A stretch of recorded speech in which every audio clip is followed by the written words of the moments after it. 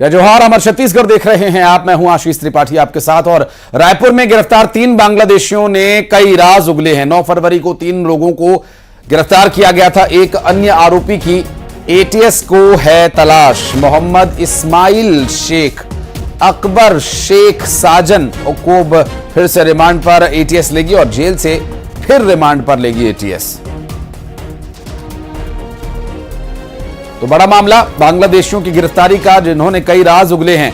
दरअसल 9 फरवरी को 3 लोगों को गिरफ्तार किया गया था। एक अन्य आरोपी की एटीएस को तलाश है। 3 गिरफ्तार हैं, चौथे की तलाश है। मोहम्मद इस्माइल शेख, अकबर शेख साजन को फिर से रिमांड पर एटीएस लेगी। 3 लोग मोहम्मद इस्माइल और साजन शेख और शेख अकबर, 2 बांग्लादेशी जो लक्ष्मीपुर नगर टिकरापारा में निवास कर रहे थे, इन्हें पकड़ा गया है। इनके समस्त दस्तावेज जो है वो फर्जी तरीके से कराया गया है, उसका वेरिफिकेशन अभी किया जा रहा है और आगे इनसे कनेक्शन में जितने भी लोगों के नाम सामने आएंगे उनको पकड़ना है। आधार कार्ड कैसे बने, क्या उस दिशा में भी जांच की जा रही है? क्योंकि महत्वपूर्ण आधार कार्ड भी इनके द्वारा अभी तक की विवेचना में फर्जी तरीके से बनवाना पाया गया है और उससे संबंध में जितने भी डॉक्यूमेंट इनके द्वारा बनवाए गए या फर्जी दस्तावेज बनवाए गए। और युगल हमारे सहयोगी इस वक्त हमारे साथ जुड़ गए। युगल, ये जो बांग्लादेशी गिरफ्तार किए गए, किस तरह की बातों का खुलासा इनसे हुआ अब तक, और जो फरार आरोपी है उसकी क्या भूमिका है? जी बिल्कुल, देखिए एटीएस की टीम ने इन्हें मुंबई से 9 फरवरी की रात को गिरफ्तार किया था। उसके बाद यहां पर ट्रांजिट रिमांड पर ला करके पूछताछ कर रही थी। 5 दिनों की पूछताछ चली है, उसमें कई अहम खुलासे हुए हैं। क्योंकि सुरक्षागत कारण से ये खुलासे हैं वो, हालांकि एटीएस ने इसका सार्वजनिक नहीं किया है, लेकिन जानकारी ये है कि किस तरह से यहाँ पर बड़े पैमाने पर बांग्लादेशियों के घुसे होने की जो आशंका है वो लगातार व्यक्त की जा रही है। आसानी से ये फर्जी तरीके से मार्कशीट अपना बनवा लेते थे, पासपोर्ट भी इन लोगों ने बनवा रखा है और साथ ही साथ इसके अलावा आसानी से आधार कार्ड भी बनवाया जाता था। तो उन रैकेट का अब एटीएस है वो जल्द से जल्द खुलासा है वो करेगी और उन जो एक अन्य आरोपी है जो अभी फरार है उसकी तलाश में एटीएस है वो लगातार जो छान मार रही है। और सबसे खास बात यह है कि एटीएस इन तीनों आरोपियों को फिर से रिमांड में लेकर के पूछताछ करेगी, क्योंकि छत्तीसगढ़ के अलग अलग स्थानों पर कई बांग्लादेशियों की घुसपैठ होने की जो खबर है वो एटीएस को है और ऐसे में आने वाले समय में और भी बड़ा खुलासा है वो हो सकता है। फिलहाल स्थानीय पुलिस, एटीएस की जो टीम है लगातार इन आरोपियों को दबोचने का प्रयास है वो कर रही है, लेकिन किस तरह से जो बांग्लादेशी है वो यहाँ पर घुस रहे हैं, उन्हें पनाह कौन दे रहा है, कौन उन्हें जाली सर्टिफिकेट उपलब्ध करा रहा है और आधार कार्ड कैसे आसानी से बन जाते हैं, ये गिरोह भी जल्द से जल्द पुलिस और एटीएस के कब्जे पर होंगे। जी बहुत शुक्रिया आपका युगल, इस पूरे मामले पर जानकारी हमारे दर्शकों तक पहुंचाने के लिए। और छत्तीसगढ़ में साल भर में कांग्रेस की चौथी बड़ी हार के बाद हाहाकार मचा हुआ है। दरअसल हार से हताश कांग्रेसियों का सोशल मीडिया पर गुस्सा फूट रहा है। कोई खुलासे की धमकी दे रहा है, कोई शहर अध्यक्ष से इस्तीफा मांग रहा है। वरिष्ठ नेताओं से हार की जिम्मेदारी को लेकर सवाल पूछे जा रहे हैं।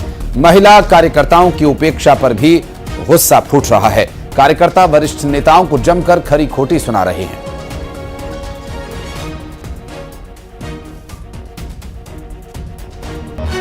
नगर निगम में जनता ने कांग्रेस को 0 पर आउट कर दिया। कांग्रेस के नेता एक दूसरे पर हार का ठीकरा फोड़ रहे हैं। डिप्टी सीएम अरुण साहब का यह कहना है।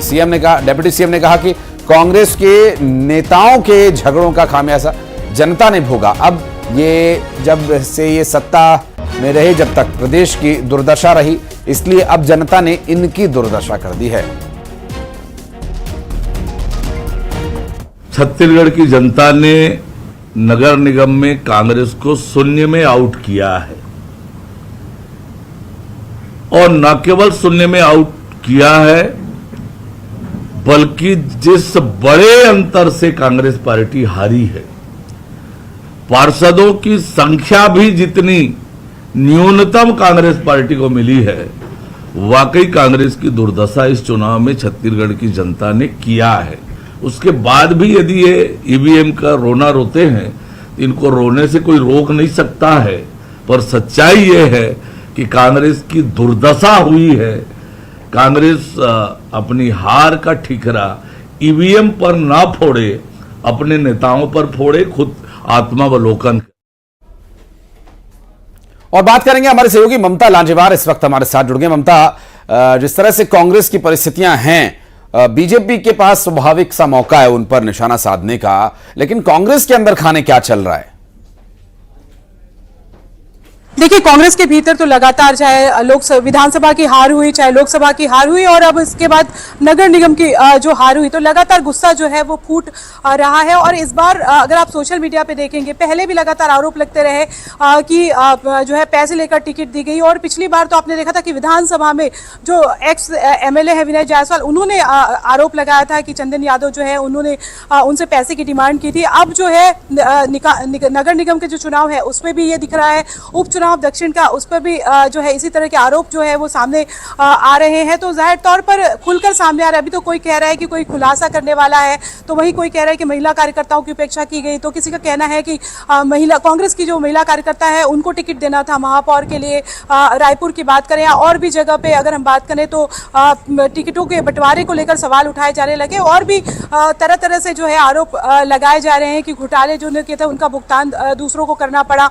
तो खुलकर कांग्रेस के भीतर जो है वो गुटबाजी सामने आ रही है। बड़े लीडर्स के हमने बयान जो है वो सुने थे। अमरजीत भगत जो है उन्होंने पहले भी कहा और कल तो उन्होंने खुलकर कहा है कि जो बड़े जो लीडर्स हैं उनके अंदर कांग्रेस के संगठन के भीतर कोऑर्डिनेशन की कमी है।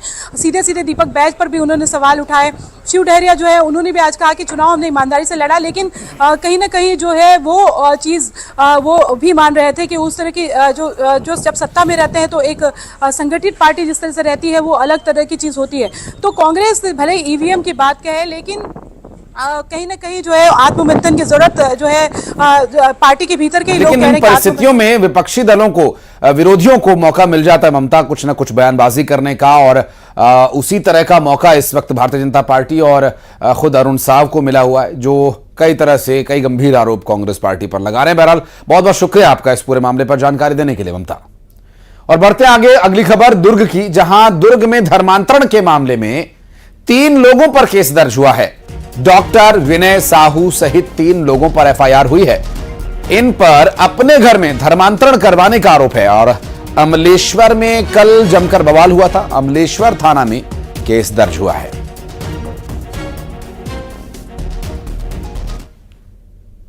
और धर्मांतरण को लेकर डिप्टी सीएम अरुण साहब ने कहा कि पहले धर्मांतरण के मामले सामने नहीं आते थे, लेकिन प्रदेश में बड़े पैमाने पर धर्मांतरण हो रहा था। अब मामले सामने आ रहे हैं। साय सरकार धर्मांतरण के खिलाफ एक्शन ले रही है, दोषियों पर कार्यवाही की जा रही है।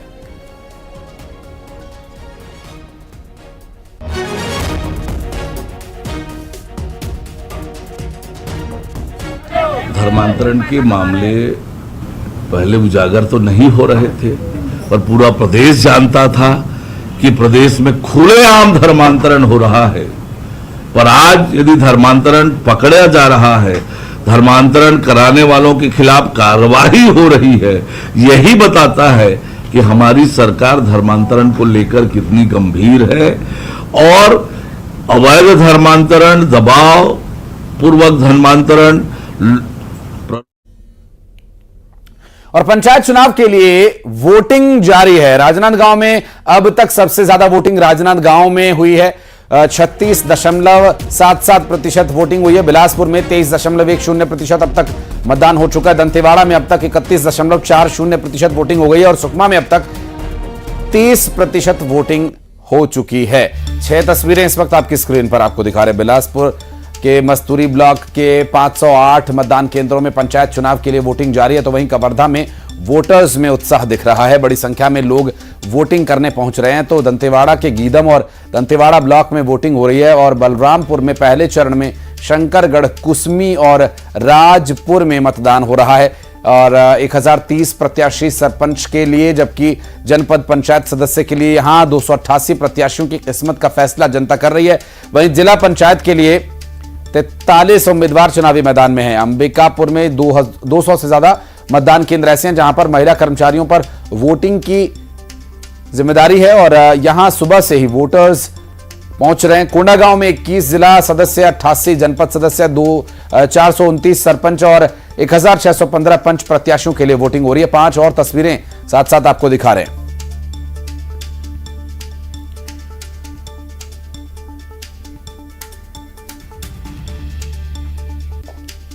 तो वोटिंग की प्रक्रिया इस वक्त कैसी चल रही है, हमारे सहयोगी खेम नारायण नारायणपुर से, राजनांदगांव से राजेश यादव, दंतेवाड़ा से दिनेश यादव इस वक्त जुड़ गए। बात करेंगे। खेम नारायण, आपसे शुरुआत करते हैं। अभी क्या स्थिति है? वोटिंग की प्रक्रिया आ चुकी है, बहुत ज्यादा समय तो नहीं रह गया है। जी बिल्कुल, अब कुछ ही मिनट बाकी है और जो है मतदान केंद्र के सामने आप देख सकते हैं कि ये मतदाताओं की भीड़ है, युवा चेहरे यहाँ पर दिखाई दे रहे हैं और जो है अब 2 बजे जो है मतदान का समय जो है समाप्त हो जाएगा। लेकिन जो मतदान नहीं कर पाए हैं उनको जो है 2 बजे के बाद भी जो है समय दिया जाएगा। उसके बाद मतदान की प्रक्रियाएं पूरी होंगी और आप देख सकते हैं अभी भी जो है 2 बजे से पहले जो है यहाँ पर कतारबद्ध तरीके से जो है महिला और पुरुष जो है यहाँ मतदान केंद्र के सामने खड़े हैं। हम जो है जानने की कोशिश करते हैं मतदाताओं से कि कैसा जो है प्रत्याशी आप चुनना चाह रहे हैं। जो अच्छा करे, अच्छा विकास करे, है ना, जो सबके बारे में सोचे वैसा प्रत्याशी चुनेंगे। आपको कितना उत्साह है ग्राम पंचायत चुनाव में वोटिंग करने के लिए? आप देखिए, मैं लखनपुर से हम सिर्फ वोट देने ग्राम से आया हूँ। मैं वो प्रत्याशी को ही चुनना है, हमको अच्छे प्रत्याशी को। अच्छा, वोट देने के लिए आप लखनपुरी से यहाँ पर आए हैं। हाँ। और कैसा प्रत्याशी आप चुनना चाहते हैं? जो हमारे गांव का विकास करे। गांव का विकास करे, किस तरीके का विकास आप चाहते हैं? गांव में अभी क्या कमियां हैं? हमारे यहाँ स्ट्रीट लाइट का है, लाइट का है, अपना नाली का सफाई है, ये सब देखना है हमको। आप कैसा प्रत्याशी चुनना चाहते हैं? जो सबको लेके चले, सबको वो लेके चले, ऐसे न्यायिक निष्पक्ष भाव से सबको समान रूप से सबको देखे, समान रूप से सबको देखे और अच्छा एक प्रत्याशी जो है चुनने की प्रयास किया जा रहा है। कांकेर जिला हो या नारायणपुर जिला हो, आसपास जो है काफी उत्साह जो है मतदान केंद्रों में मतदाताओं द्वारा देखा जा रहा है और जो है इस चुनाव में जो है मतदाताओं के द्वारा जो है मतदान कर जो है आज अपने लिए राकेश के पास चलते हैं। राजनांदगांव, राकेश, अभी जो वोटिंग है वो परसेंटेज काफी अपेक्षाकृत कम रह रहा है और अव्यवस्थाएं हैं, वोटिंग बहुत स्लो हो रही है, लोग परेशान हो रहे हैं भीड़ भाड़ में। क्या इसके लिए प्रशासनिक स्तर पर तैयारियां नहीं की गई थी कि लोगों को तेजी से मतदान कराकर जल्दी से घर भेजा जाए? राकेश जी हाँ, अभी एक सुखद और अच्छी खबर आ रही है राजनांदगांव जिले में, जो 1 बजे के समय अनुसार लगभग 59% पूरे जिले में मतदान हो चुका है। वहीं मैं आपको बता दूं कि मैं अभी कटला में खड़ा हूं, जहां 188 नंबर का जो बूथ क्रमांक है वहां लगभग 70 से 75% मतदान हो चुके हैं। अभी भी राजनांदगांव में 3 बजे का समय है, अभी भी इक्के दुक्के करके जो मतदाता है वो आ रहे हैं और लगातार लोगों का जो उत्साह है वो देखा जा रहा है। राजनांदगांव में काफी अच्छी स्थिति है, प्रशासनिक तैयारी भी ठीक ठाक रही है और यहाँ 3 चरणों में मतदान हो रहा है। आज प्रथम चरण में हो रहा है और 59% मतदान 1 बजे की स्थिति में हो चुका है। तो कहीं ना कहीं एक अच्छी तस्वीर, एक अच्छी खबर है लोकतंत्र के लिए। आसपास आपके कोई दिखाई नहीं दे रहा, कहां खड़े हैं आप राकेश? बात करने की कोशिश कीजिए वोटर्स से। मैंने कि इस मतदान केंद्र में 188 नंबर का मतदान केंद्र है, जहां 70 से 75% मतदान हो चुके हैं और मतदाता यहां से मैं लौटूंगा राकेश आपके पास। दिनेश यादव हमारे मतदाता हैं इस वक्त हमारे साथ जुड़े हुए दंतेवाड़ा से। दिनेश, ये जो परिस्थितियां हैं वोटिंग की, ये ग्रामीण क्षेत्रों में काफी मुश्किल होती है क्योंकि लोग बाग काफी दूर से, कभी पैदल चलकर तो कभी किसी तरीके से वो वोटिंग सेंटर्स पर पहुंच रहे हैं। वोटिंग स्लो है, सिस्टम स्लो है, वेट ज्यादा करना पड़ रहा है, क्या सिचुएशन है आप जहां पर हैं इस वक्त? जी मैं बता दूं कि सुबह 7 बजे से यहाँ जो चीतालंका ग्राम पंचायत में मौजूद यहाँ वोटिंग चालू था और 2 बजे तक यहाँ वोटिंग होना है। और मैं आपको बता दूं लेट रहते इसलिए हो रहा है कि क्यों इस बार का जो वोट का प्रक्रिया है वो मतदाता 4 वोट कर रहे हैं, जिस वजह से कहीं ना कहीं असमंजस की स्थिति बन रही है।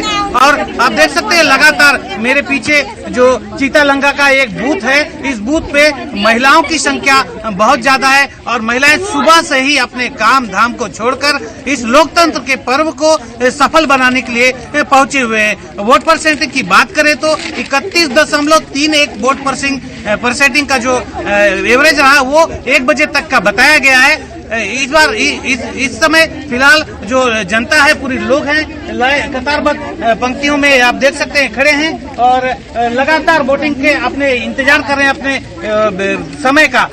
कुछ लोग हैं, हम उनसे बात करने की कोशिश करेंगे कि वो आज यहाँ पहुंचे हैं मतदान करने के लिए, तो किन मुद्दों पे मतदान करेंगे। आप बताएं कि आप किन मुद्दों पे मतदान करेंगे। आज वोट करने आए हैं दंतेवाड़ा के इस बूथ पे, आप बताएं किस वोट करेंगे, किस मुद्दे पर। यही कि गांव का मतलब विकास हो और साथ में मतलब लोगों का विकास हो, स्कूल भवन मतलब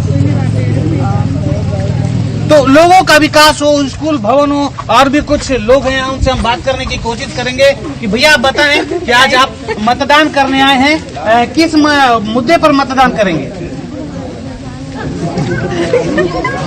आगे हम चलते हैं और बात करें। भैया आप बताएं कि किस मुद्दे पे मतदान कर रहे हैं आप। मैं क्या बताऊँ। आज आप वोट करने आए हैं इस बूथ पे, बताइए। गाँव का विकास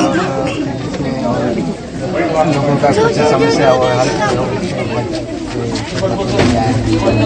तो देखिए गांव का विकास के मुद्दे पे हर कोई बात कर रहा है और भी कुछ लोग हैं जो जागरूक मतदाता हैं, उनसे बात करेंगे वो वोट करने आए हैं। आप बताएं मैम, आज आप मतदान करने आए हैं, किस मुद्दे पर मतदान करेंगे और कैसा होगा जनता की सरकार और गांव की सरकार, कैसा चाहते हैं।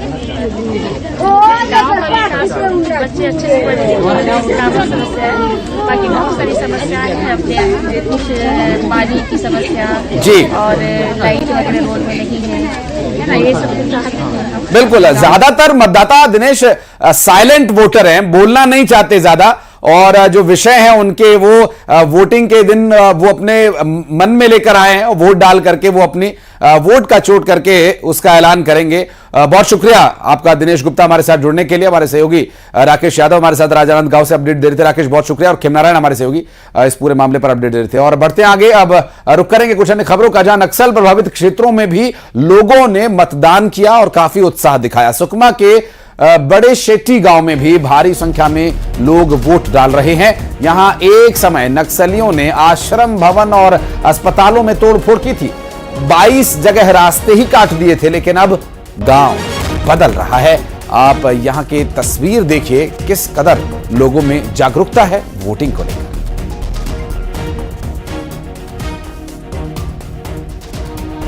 इस वक्त मैं बड़े शेट्टी मतदान केंद्र में मौजूद हूं। जैसा कि आप देख सकते हैं कि यहाँ पर भारी संख्या में महिलाएं ज़्यादा है और लंबी लाइन लगी हुई महिलाओं की। ये सुबह से जो है भीड़ यहाँ पर मतदाताओं की देखने को मिल रही है। यहाँ पर 3 मतदान केंद्र बनाए गए हैं। ये बड़े शेट्टी का इलाका है और यहाँ पर भारी संख्या में दूर दराज से मतदान देने के मतदाता पहुँच रहे हैं। जैसा कि आप देख सकते हैं कि यहाँ पर ये बड़े शेट्टी का जो इलाका है, बड़े शेट्टी के बारे में आपको बता दूं कि बड़े शेट्टी वो इलाका है जहाँ पे पिछले कई सालों से नक्सलियों का कब्जा रहा है। और यहाँ पर कुछ ही दूरी पर 5 मीटर की दूरी पर एक आश्रम भवन था जो नक्सलियों ने ध्वस्त कर दिया था। उसके बाद जो है बड़े शेट्टी में एक अस्पताल हुआ करता था, उसको भी नक्सलियों ने ध्वस्त कर दिया था। लेकिन प्रशासन ने फिर से जो है यहाँ पर अस्पताल भवन बनाया है और आश्रम भी जो है निर्माणाधीन चल रहा है। और ख़ास बात यह है कि केरलापांच से 22 किलोमीटर दूर बड़ी शेट्टी का इलाका है। बड़ी शेट्टी आने के लिए पक्की सड़क है, लेकिन उसको भी नक्सलियों ने करीब जो है 22 जगह से काट दी थी। और अभी पिछले कुछ सालों से यहाँ पर लगातार जो है सुरक्षा बल का कैंप खुला है, जिसके बाद से यहाँ पर विकास हो रहा है। और जैसे आप देख सकते हैं कि भारी संख्या में मतदान करने के लिए लोग मतदान केंद्र तक पहुँच रहे हैं। तो ये है लोकतंत्र की खूबसूरती। सुकमा से आप तस्वीरें देख रहे थे। बढ़ते आगे रुक करेंगे कुछ अन्य खबरों का। बलरामपुर से अगली बड़ी खबर, जहां मधुमक्खियों ने हमला किया। वार्ड नंबर 7 में मधुमक्खियों के आतंक से लोग परेशान हैं, क्योंकि एक बार और ये हमला हुआ है। नगर पालिका ने मुनादी करवाकर लोगों को सावधान किया है। मधुमक्खियों के हमले में कई लोग घायल हो चुके हैं। दरअसल मधुमक्खियों के हमले में एक व्यापारी की पहले मौत भी हो चुकी है और ये एक बार फिर हमला हुआ। बहुचर्चित शराब घोटाला मामले में आरोपी पूर्व आईएएस अनिल टुटेजा, विधु गुप्ता सहित अन्य की ओर से दायर याचिका पर सुप्रीम कोर्ट में सुनवाई होनी है। पूर्व आईएएस अधिकारी टुटेजा ने उत्तर प्रदेश की ओर और छत्तीसगढ़ में दर्ज एफआईआर को एक जगह ट्रांसफर किए जाने की मांग की। आरोप यह है कि छत्तीसगढ़ एक्साइज डिपार्टमेंट ने अवैध रूप से प्रिज्म होलोग्राफी प्राइवेट लिमिटेड को टेंडर दिया था। कंपनी के मालिकों की मिलीभगत से निविदा शर्तों को संशोधित कर अवैध रूप से टेंडर दिया गया। बदले में कमीशन लेकर डुप्लीकेट होलोग्राम की सप्लाई करवाई गई थी।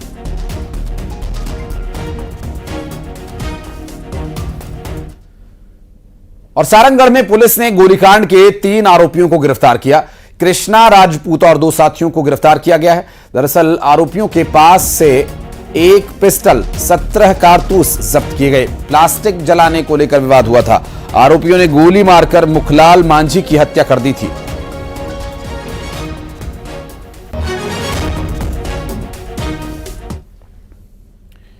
और अब 20 बड़ी खबरें।